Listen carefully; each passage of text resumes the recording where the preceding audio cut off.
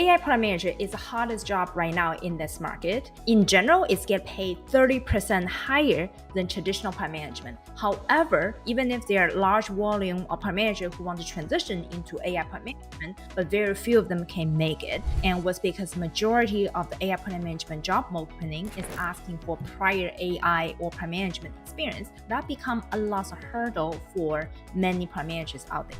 In this episode, we had a pleasure to invite Catherine So, who successfully become an AI product manager and working on very exciting AI product. And she's going to share with you her journey, how she conquered all the challenges, and all the critical and all the practical tips you can implement in becoming an AI product manager as well.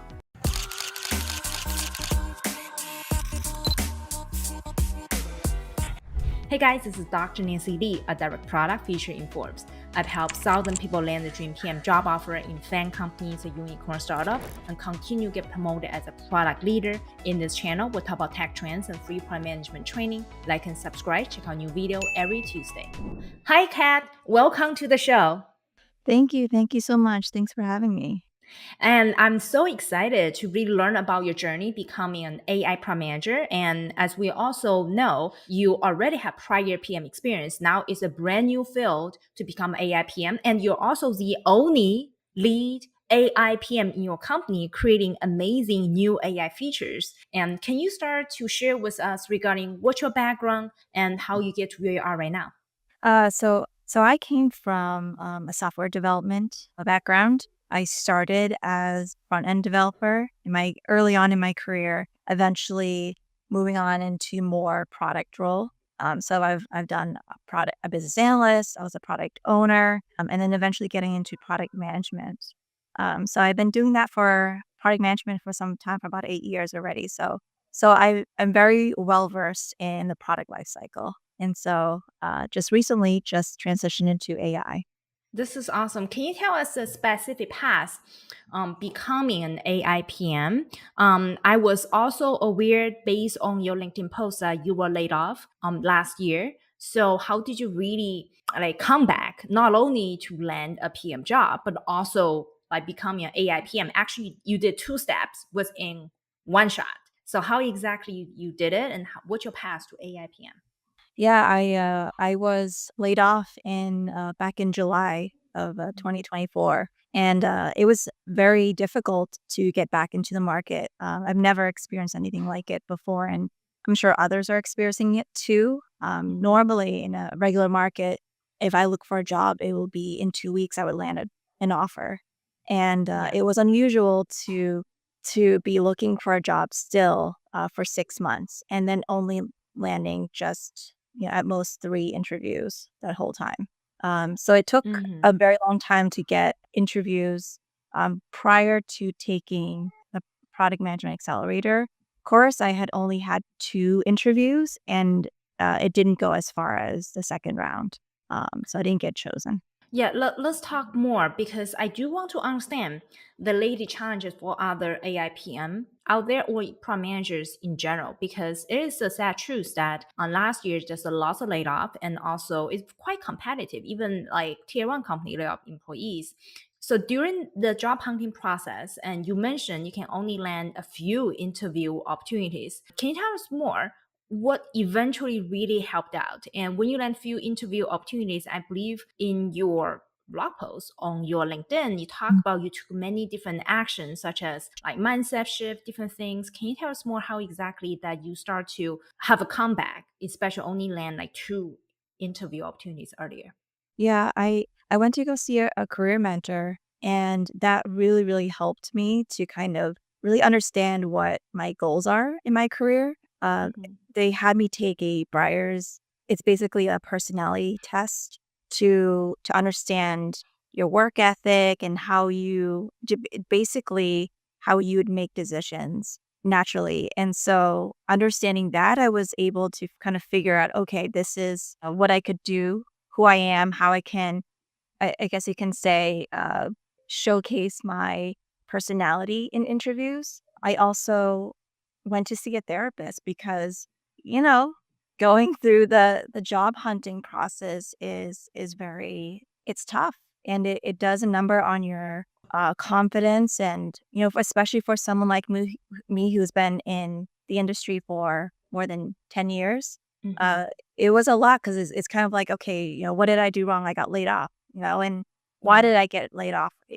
All those different reasons. And so I went to go see a therapist, and then kind of gaining that confidence again. And then I was like, you know what? Instead of just sitting here and just pressing a button, writing resumes, I just felt like I needed something more. And if I Hmm. wanted to break into I needed help from experts. And I had a feeling that one of the things that I needed to do to stand out was to actually have AI experience. Yeah, and thank you for being very vulnerable, actually talking about seeing a therapist. I myself also have a therapist. I highly recommend everybody when you are going through lots of stress and sometimes in your life, people do need to seek external help. And also, it is also a shock to lots of senior product managers out there.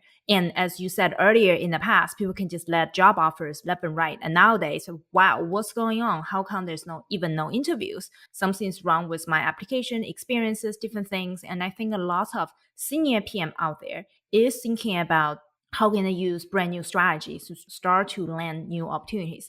Can you also tell us more regarding AI? Because this app is mainly focused on like not only landing a job and also landing AI PM have a huge return to come back. So you mentioned a little bit and saying, hey, I realize I need to gain more AI product management experience, hands-on experience. Can you tell us what exactly did you do to become an AI product manager? Yeah, I took several courses, and I just tried to study as much as I could. And especially with AI, the technology is changing so quickly. Hmm. Um, and I also knew that if I was going to get into AI, I needed some sort of experience, like hands-on experience. And so I decided to, join the product manager accelerator course for AI PMs and start there. And that's when I got to actually work with a team Hmm. and kind of like sharpen my skills, because it had been, I would say, 3 months before I actually even talked to a team, start thinking about technology again, and all those skills that product managers need. Yeah. So it was really good practice to get back into that again, and problem solving. That's a skill that we have to continue to practice on.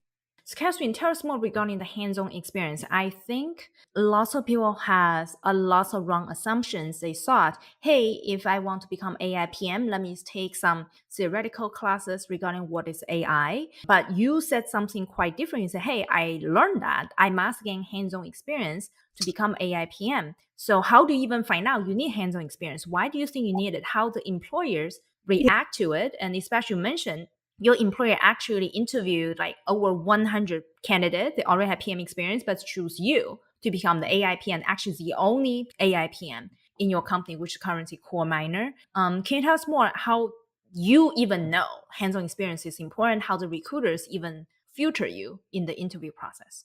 So when I was taking some AI courses, like for some PMs, they might not be technical. And it's kind of hard to grasp those ideas, like, and because it is pretty technical. And I've sat Mhm. through several of them, and you kind of glaze over because it's like, how can I relate to that? And I think it's the important thing, it's the context. Like, how can I use this technology to solve problems? It's that connection that was for me. And I didn't have that with a lot of the AI courses. And so with the PMA course, I was able to take a problem and say, how what technology would I need to solve this problem? And because of that, it clicked for me. And I Mhm. didn't get that with other courses because it was just theoretical. And we're just using, you're studying business cases, but it didn't make any sense. It didn't connect. And so it wasn't until I actually was working in a team, problem solving, and then running into problems was where you actually learn those like important things, those aha moments. Awesome. So, Catherine, you brought a really good point regarding the aha moment when you use those AI technology building real life AI product with a team of people. Can you tell us more regarding the product you develop and what the type of aha moment you have encountered when you build real world AI product compared with people taking theoretical classes? I think people need to know the differences. Tell us more. I'm very excited to learn more about your AI product. Yeah, I had a previous idea about there was a problem, or really a need to look for BIPOC businesses, like businesses that are owned by BIPOC um, business owners. So those who don't know that term, it means Black, Indigenous, people of color. Mm-hmm. And I can get into all of that because I love it. I'm so passionate about this and being able to represent those who struggle, and it's really to look for small businesses, because a lot of times where we want to support small businesses, but we can't find them. Mm-hmm. And so I went into the program thinking, I'm gonna try to solve my problem as a customer. I'm gonna look for business owners. Yeah. And the PMA course, and especially great mentors there, they teach you like how to structure your problems and make sure that you're actually solving the right problem. And because, as a lot of people might know, 80% AI businesses fail. And why is that? Is because Yeah. you're solving the wrong problems. Uh, Mm-hmm. there's so much technology and it's great, but you have to solve right problems in order for your app to be successful. Yeah. And so like it started there, and then it comes to find out I was solving the wrong problem, and the Tell us problem more. there was more. The thing was, the foundational problem here is small businesses don't have the education, the resources, the tools to be able to reach out to their customers. And Mm. so then that's when we decided, okay, we're going to switch and use AI technologies to solve that problem. Tell us more. So, did you do voice customer interview and realize that you're on the wrong direction? Then you pivot your Yes. initial idea? Yeah, halfway into it, yeah, we did. And we were just focusing on the wrong thing. And so after that, we changed, or we interviewed different customer. Mm-hmm. Instead, it's actually the business owner that we should be interviewing and kind of listening to them a little bit more, because I think the foundational problem is there. And from there, we decided to work on problems on how to help business owners reach their customers. And there's just a multitude of things that you can do with technology. So we just started with this one problem, and that's really just to how can I, at least the one question is, how can I reach my audience? That was that one question, and that was the one thing that we were trying to solve.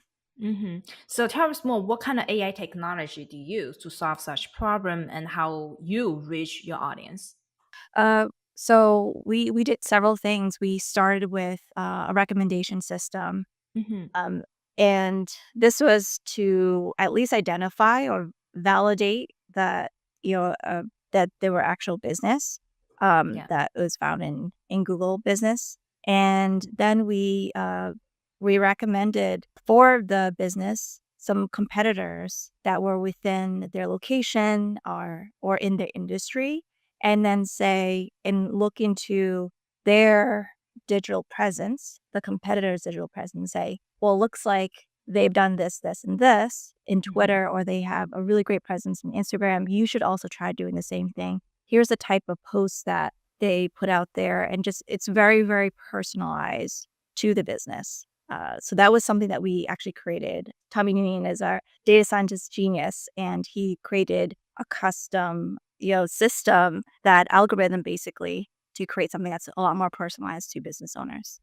This is awesome. And especially when you discuss and how specifically the AI gonna tailor to small businesses, I can literally feel like I'm gonna use it. Seriously, myself is running a small businesses in type of, hey, what are the competitor doing for this kind of Instagram post? Literally take us a lot of time and effort to really understand what works, what doesn't work. And actually the best way is really get inspiration for other businesses in the same domain, same niche. That's how you really get lots of inspiration. Also give you competitive research ahead of time. So basically your data scientist or AI, the research for small businesses like me, say, hey, this one more likely gonna work because your competitor or someone with similar businesses did this that went viral. That's actually amazing idea of what you had. This is awesome.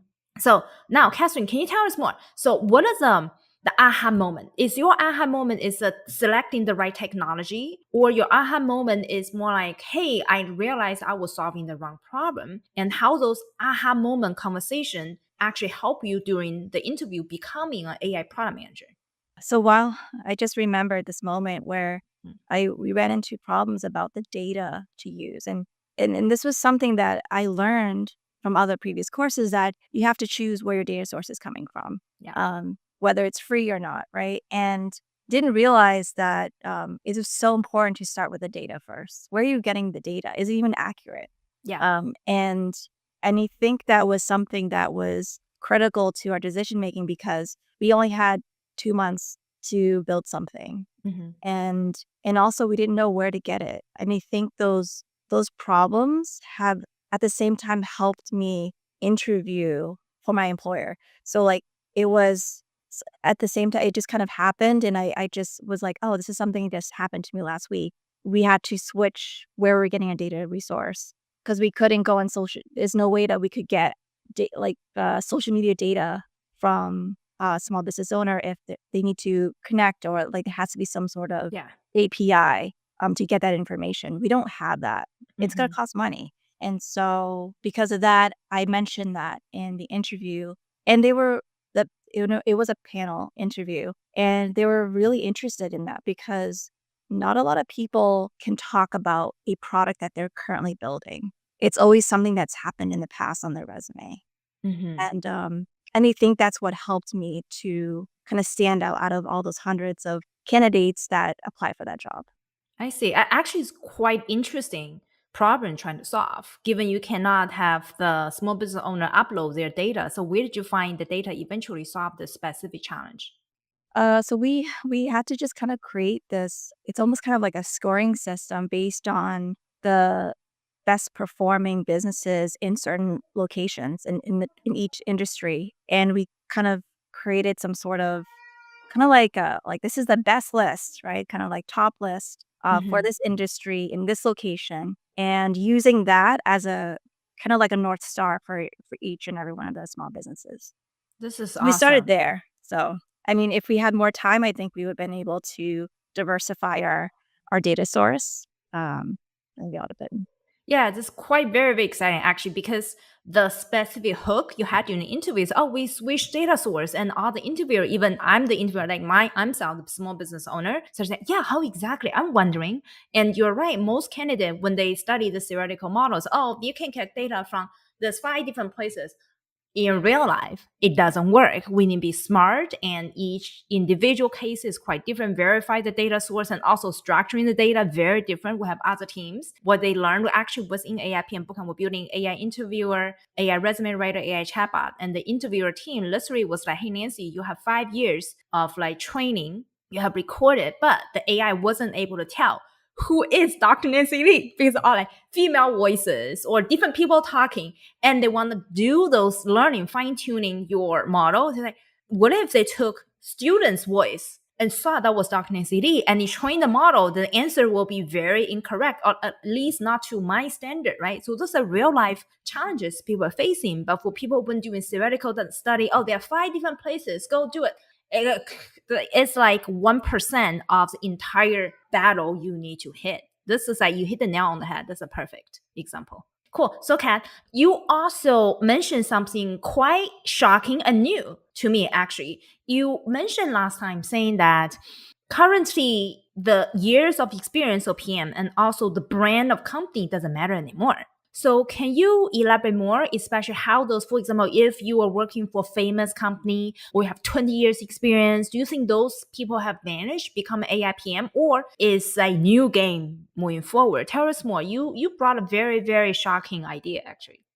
Yeah, after my whole experience of job searching, Mm-hmm. I realized that your experience doesn't even matter anymore. The length of your experience because of AI Mm-hmm. Tell and us more. the capabilities of what you can build now is just so much easier, and you don't need a team to build anything. Before you would need to have 10 years of experience before you can actually land a job, and you're depending on being employed to gain these experiences. Yeah. Now it's totally different. You don't need to have a team. There's no code apps that are out there that can help you build your ideas, and people can get started with their startups right now. And I don't think a lot of people take advantage of that, and it's unfortunate. But I think what's going to help other PMs, it's gonna be totally different. Like 2025 is gonna be a game changer because now anyone can get any job, And and it's not just the big tech companies now that are using AI, it's Hmm. everyone. And so because of that, you can either decide to work at a huge company, a very famous company, or make a really big impact in another smaller business or mid-sized business where you can actually make an impact and also use AI.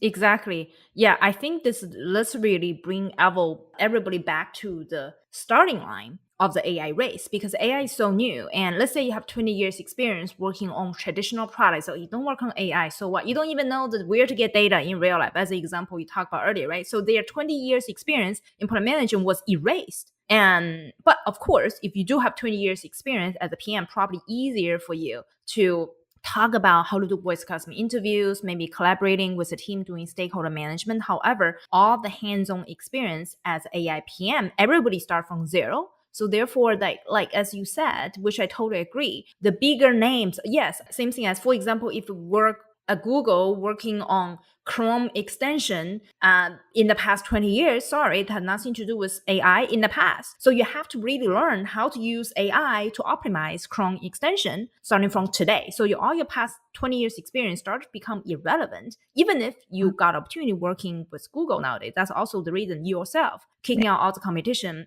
even if you're other competitors, as a candidate working for big tech company, but you're the one with more real life hands-on experience, was able to impress a hiring manager and also become the only AI PM in your company, right?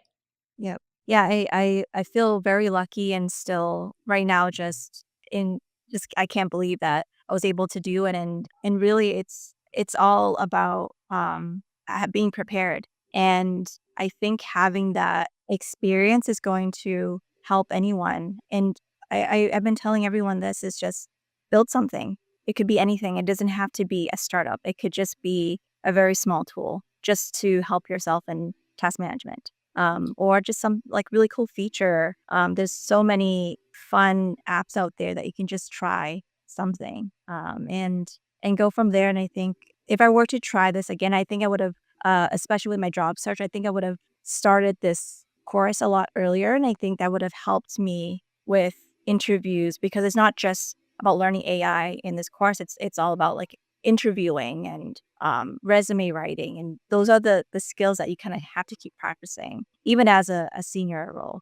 Yeah, you talk a lot regarding interviewing. So let's shift interviewing a little bit. So what type of interview questions do people ask you during PM interviews, especially AI PM interviews nowadays? I think, and and this is something that people don't know is that AI Hmm. is very new to a lot of companies, and Yeah. I don't want people to feel intimidated when you step in there because most of the time your hiring manager doesn't know either. Hmm. And and so whether you talk about, try to throw all these fancy technical words, it's not going to impress them. I think it's being organized and how can you problem solve? How do you organize so that way when you do figure out a solution, you can actually take it from 0 to 1. And so, for example, like, there was, like, a lot of behavioral questions. What problems did you run into when you were building this product? And or I think most of the questions in my interview was more about what problems did you run into and, just very high level, what problems were you trying to solve? Who was your audience? Who was your customer? And, Hmm. um and I think with that, because AI is so new, Yeah. and everyone's still trying to figure it out, right? And also, Hmm. like, another thing is, are you able to are you a fanatic of AI? Are you always trying to find the latest technology? Because once you start the job, there's some new like, agentic AI that's gonna change the game again. Are you gonna be Yeah. able to are you that person that would research about this type of technology and use that to help solve problems for customers? So I think if you continue to build, if you continue to research and understand what is out there, like what does the technology landscape look like, and they know that that's what you love to do, that you're passionate about it, then it's gonna you're gonna stand out. I love this. I think the key words here is you need to execute, continue learning and growing, and also show your passion in AI. And also the best way to show passion, actually doing it, instead of saying, I love this, and loving it means nothing. You love something, you got to do it. And you really have tied all the three themes together. Kat, something I want to quickly demystify a little bit. People ask me a question, hey, oh, do you need to know how to code to become AI PM? What do you think? Because yourself, people might be, oh, she has vanished. She was a software developer 10 years ago. No wonder she was hired. Do you agree with that statement? No, I don't want to ever code again. No, although I do like to learn, I do like to understand what my team works on. And I do that on the side. It's great, but I don't have to code, and it's not important. You don't need to. I don't do any coding at all. So. Mm-hmm. So it's more important working in your team and using those AI tools to create those real life AI products and being able to talk about your experience working on a team and solving the real life problems. Am I right? Yeah, and I think like even just knowing the different, the whole ecosystem of AI, and just being like, oh, I heard about this tool. Maybe we could try this and see what that is and dig into it. Like I didn't know anything about OpenAI API. Mm-hmm. I didn't know what the capabilities and the data, and I think, and then only that I got to talk about it, right? Because you're learning about those things, and as long as you keep learning, because there's always going to be new technology. Yeah. And that's a great thing. That's the advantage here, is that, okay, yes, it's going to be something new. So it's not expected that you know these things, but are you interested in learning? Perfect. And that leads to my last question. Second to last. I have two questions to ask all my guests, which growth. And you mentioned growth multiple times at the theme of today's talk. What do you think of the growth mindset, and how would you grow yourself and personally and professionally? And any other resources you recommend people to grow? Growth. Yes, there's a lot of growth this past year. I definitely recommend keep learning. And what I mean by that is while you're learning the theoretical parts of, the foundations of AI and machine learning, also learning, like basic PM skills. And those things are what you can actually practice in the PMA program. So those are the things I feel like are really important to, and also practicing the skills. Like if you're in a class and you're just reading about it, are you practicing? Like, are you practicing interviewing customers? You need to be able to do things. And so that will help you practice, because a lot of PMs, it's a lot of soft skills, right? So, especially with cross-functional teams, you need to be able to communicate externally, besides just your engineering team, but can you also communicate with sales, marketing, and all that stakeholders? This is awesome. You're right. So when we grow in different dimensions. After the growth is defined by learning and execution. This is awesome. And now let me ask you the last question. And Catherine, how can people get in touch with you? How can they find you or follow you? You can definitely find me on LinkedIn. I'm also on a Discord as well. And yeah, I think that's it. Thank you.